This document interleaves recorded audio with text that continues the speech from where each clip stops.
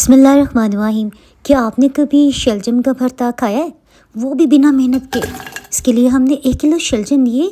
छिलका उतार देने के बाद ये 800 ग्राम्स रह गए। एक दरमियानी साइज़ के प्याज टेढ़ा मेढ़ा जैसा चाहे मर्जी काटने। एक ही इसमें टमाटर गया, साथ ही 2 कप पानी से स्टीम बनेगी और इसी में शलजम गल जाएंगे। लहसुन अदरक हमने ताज़ा पीस दिया, ये 1.5 टेबल स्पून है।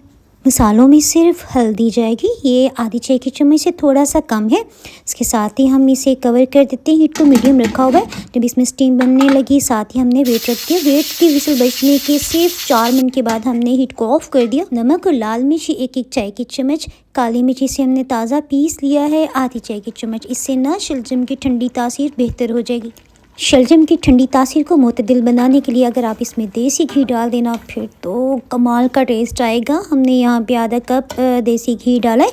अब चम्मच की मदद से हल्का हल्का से इसे मैश करते जाएंगे। हीट को मीडियम रखते हुए इतनी देर हमने इसे भूना कि ऑयल ऊपर की सतह पे आ गया। सभी पानी खुश्क करके पेपरिका पाउडर और गर्म मसाला 1/4 टीस्पून, आधी चाय की चम्मच खुश्क धनिया। स्टेज पे हीट ऑफ करने से पहले हमने थोड़ा सा हरा धनिया भी कट करके डाल दिया। इसकी खुशबू बहुत अच्छी लगती है। इस सालन को तंदूरी रोटी, नान, पराठे के साथ एंजॉय कर सकते हैं। इस ना चीज़ को दुआ में याद रखें। कमेंट सेक्शन में आप ज़रूर बताइएगा कि आप शलजम कैसे बनाते हैं। आप इसे दम के शलजम भी कह सकते हैं। बिहारी बैंगन, बैंगन का भरता, बहुत सी रेसिपीज़ आपको ट्रेनिंग आवर पे मिल जाएंगी। Thanks for watching.